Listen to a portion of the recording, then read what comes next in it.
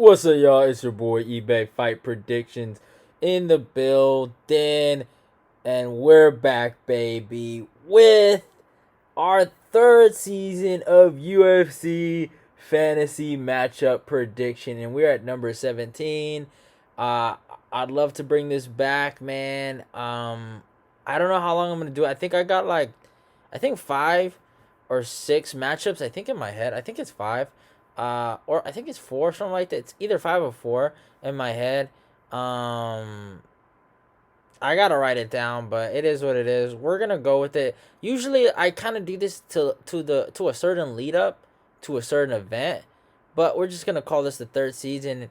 And when I get to the end of the matchups, then I'll call it a day. I'm not gonna just force myself to end it right at a certain spot. But yeah, you guys already know. Obviously, I do my top 5 threats, and then I do my fantasy matchup predictions, and obviously I'm gonna hit probably 5 or 4, and then probably take a break, and then bring it back maybe, but in the later year hit another 4 or 5. But yeah, man, you already know how this works, y'all. We go poll on Instagram, we go poll on YouTube, and we go poll on Twitter, and then obviously we find out we tally up, right, and then we go with my prediction, and then overall the decider, UFC 4 gameplay, and you guys know how it is. But the matchup that we picked for today, and I'm kind of going with the old school vibe for season 3. Kind of some old school fantasy matchups that were kind of big, maybe like 4 or 5 years ago. I had to go with TJ Dillashaw versus Demetrious Johnson, man. This is a big matchup that we never got, and we're probably never going to see. I mean, TJ Dillashaw was coming off his victory of Cody Garbrandt. Demetrious Johnson was coming off that win over Ray Borg, and it was a really big matchup. Both guys were kind of slated in that area to fight each other, and it would have been a really great fight, man. I kind of hold this against Demetrious Johnson, but um, I got a lot of, I wouldn't call beef, but I got problems with the guy because he never fought TJ, and I kind of felt like he ducked TJ. He didn't want to fight TJ. He fought TJ on the same card as Cody Garbrandt.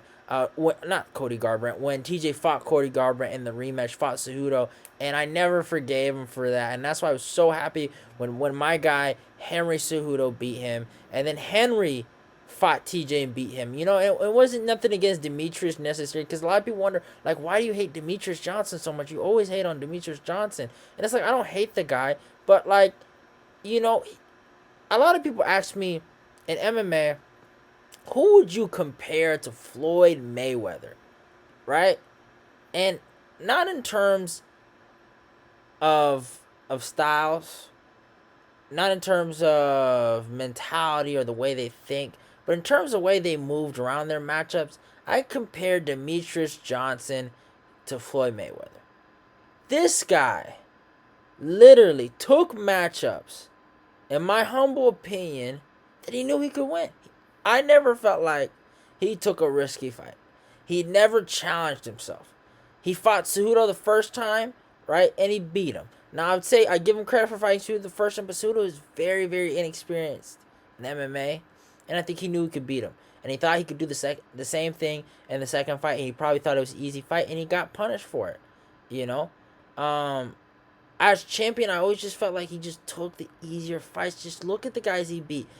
Some of the wins that kind of aged well, maybe Horiguchi, but Horiguchi just took some L's in Bellator, and that doesn't look so hot no more, right? You're not looking too good.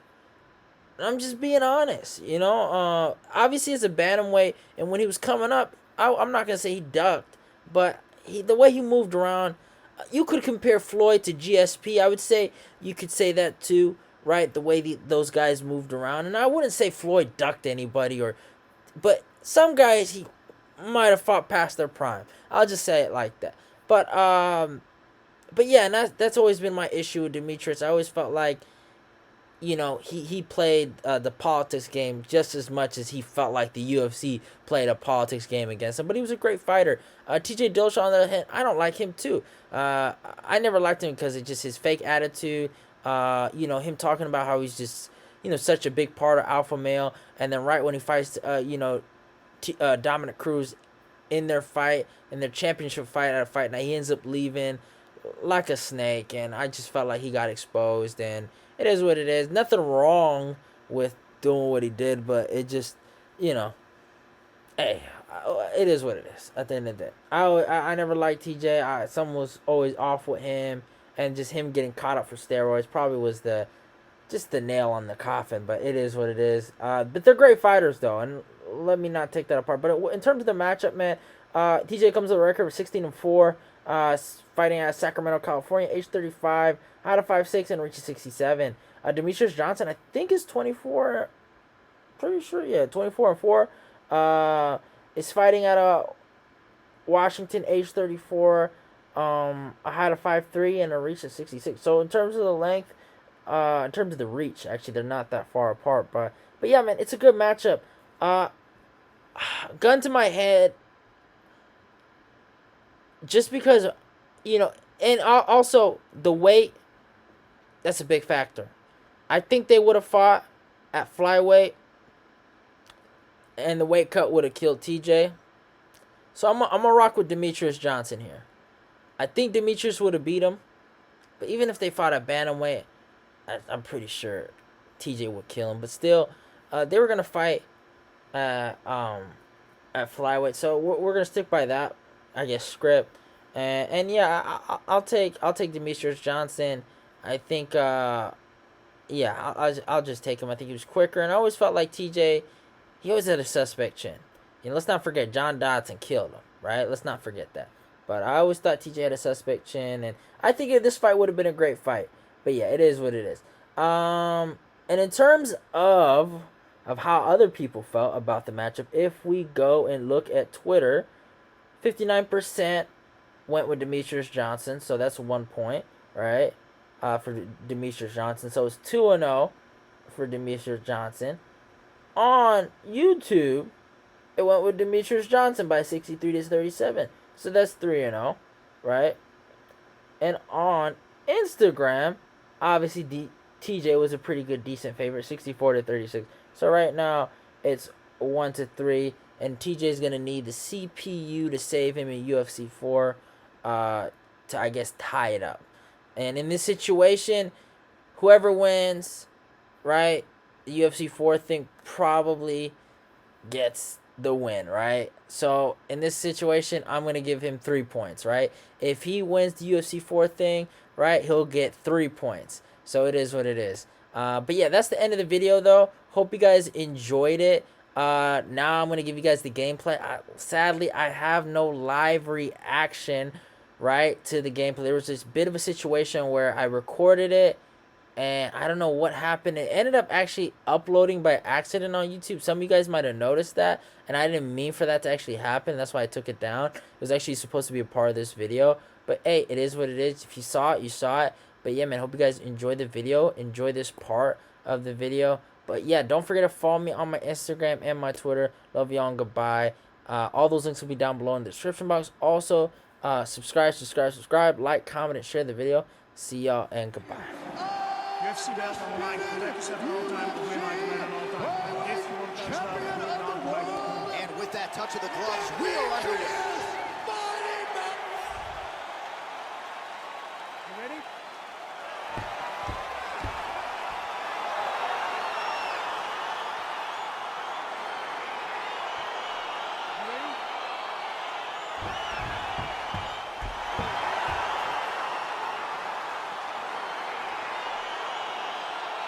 All right, so the fight is underway. We will see how it plays out. It's a pick-up fight according to Las Vegas, and really hard to think of a weakness that we've seen on film from either guys in their UFC careers. I feel like both of these guys are the top of the food chain. They're the best of the best that we can put inside the octagon. They are so well-rounded. They have every skill, and that is going to be on display tonight in this key matchup. Landed a good uppercut there.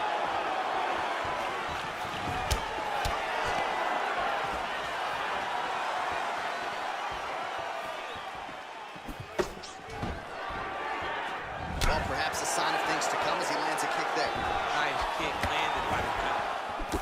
Oh, that's a nice strike. Stuffs the takedown there. How good is his takedown defense? Nice.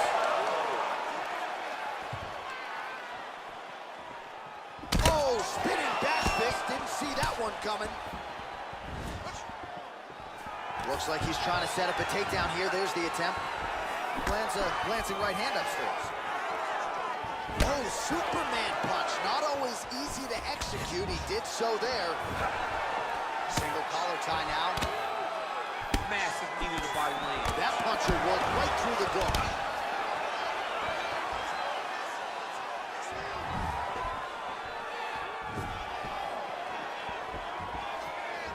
Look at how he turns his hip into that leg kick.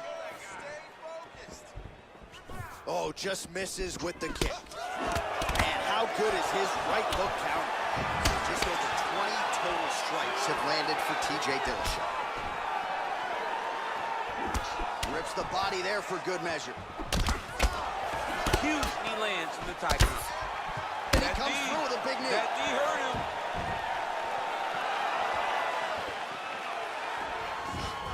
Oh, he landed that kick to the outside of the lead leg there, DC. He is chopping up that leg. They say chop down the tree. You beat your opponent by slowing him down first with those nice outside legs.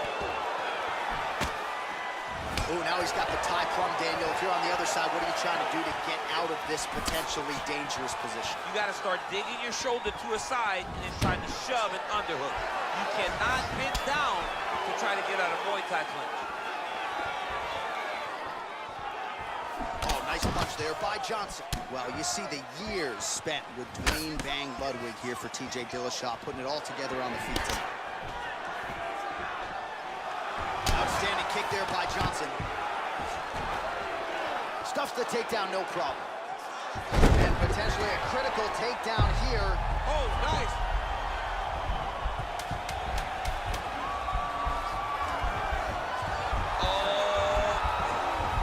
Oh, and there's the horn at the end of the round. So the fighter was really caught in a submission there just as the horn sounded. Safe to say he was saved by the bell there. So back to the stools they go. 60 seconds to recover here. We're gonna fight on, ladies and gentlemen. Another round coming up. All right, a lot of tremendous striking action in that last round, DC. I know you don't have a telestrator, but take us through the replay. I mean, I would love to have my telestrator right now. That was a great display of high-level mixed martial arts striking. Both combatants stood toe-to-toe and let it all hang out. All right, here we go with round two. Round one, pretty good, not great, but some action on both sides. We can't always hope for fireworks, John. Yeah. Sometimes we got to deal with the ebbs and flows of a fight. In round number one, you saw both guys have success. Let's see if he really charges out ahead in the second round. Oh, and he is getting tagged repeatedly. Nice combination of strikes up top. Oh, beautiful combination up top.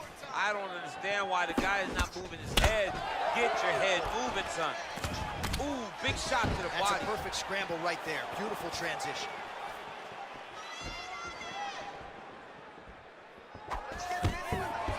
So he stuffs another takedown there. He talked to us about how hard this training camp was in terms of the defensive wrestling, but he certainly put in the right work. He did a great job of recognizing the threat, understanding that he could not allow his opponent. Master of the transition. Nice scramble. Big punch lands through the middle. Trying to hammer that lead leg. And he lands a kick to the leg now. Pretty good work on the feet tonight by Johnson. Look at how he turns his hip over when he throws that kick. Oh, that was a big takedown. Is this the one that's going to break him?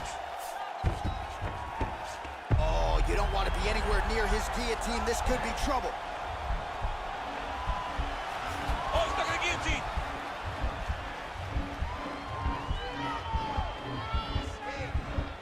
He might get a finish here.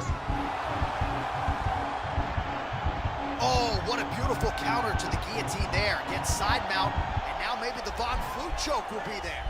Logan St. Preux has got to like that transition there.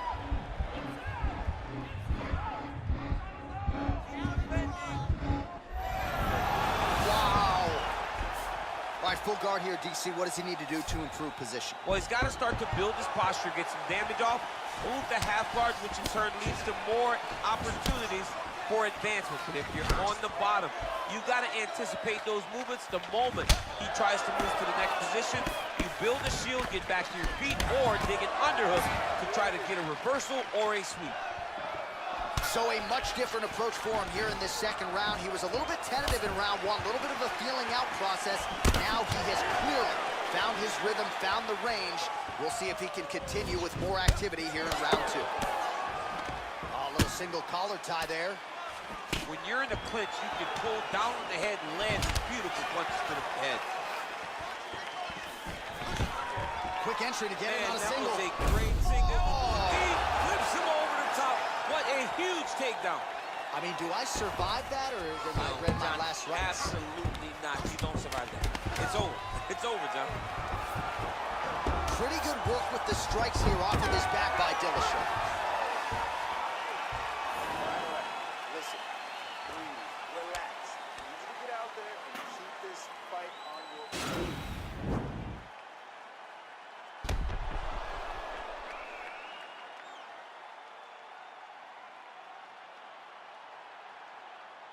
All right, so that's the end of the round. A lot of highlights from which to choose, but his success in that round certainly rooted in his offensive takedown. And that's what he does, right? He's a grinder. He's the type of guy that wants to get a hold of you, drag you to the floor. It doesn't bother him that much if you get back to your feet. He just wants to continue to make you work the entire time because he understands this type of grind most guys can't keep up with. All right, so now we are on the ground. Now he is in his wheelhouse. We'll see if he can get one of his submissions to pop here tonight. All right, bottom fighter here, maybe looking to hip escape, DC. Well, you got to be working off of your back. He's certainly doing so here. Nice punch. Lands the ground and pound strike. All right, side control now, DC. You know he's in his element on the ground. A lot of tricks up his sleeve. A lot of tricks.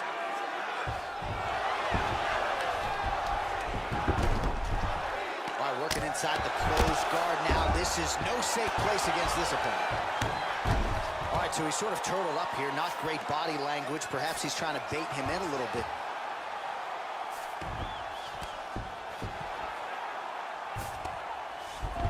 All right, side control now. All right, so inside the open guard of his opponent. You got to be careful playing around for too long here on the ground with this guy. Well, these are some excellent ground and pound strikes here, DC. There's an efficiency with which he operates in these situations. He knows exactly when to throw, exactly when to hold, and it's allowing him to really control the grappling aspect of the fight. There's a song there, right? Know when to hold him, Know when to hold him. Yep, absolutely. All right, so pretty good damage here with the ground and pound. Nothing superficial about these strikes. They are intending to harm. Oh, yeah, he's landing very accurately, and he's landing to get damage off.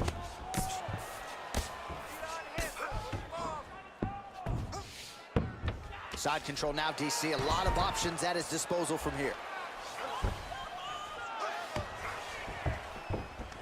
Good fight here, under 2 to go. A lot of top pressure being applied here as he works out of side control. Now looking to do something with that left arm. He's isolating the Kimura attack. Notice he'll pick up his left leg, step over the head to get his opponent on his hip. Once he gets him on his side, he'll start to apply pressure to try to get the finish.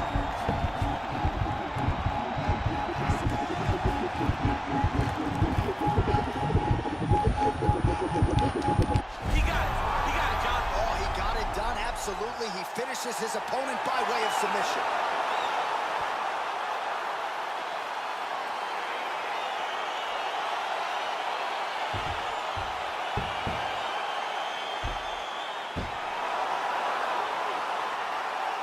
All right, so a wild mound and a wild sequence there on the ground, DC. Talk us through the highlight. He's such a phenomenal grappler. I don't understand how people don't know that this guy wants to submit you.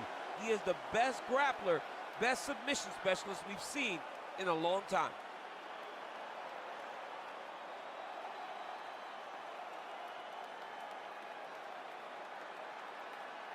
So the celebration is on for the UFC flyweight champion of the world, your winner tonight by submission.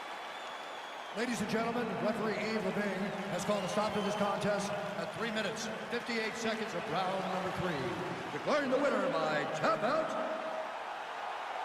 and still the undisputed UFC flyweight champion of the world, Demetrious Mighty Mouse Johnson.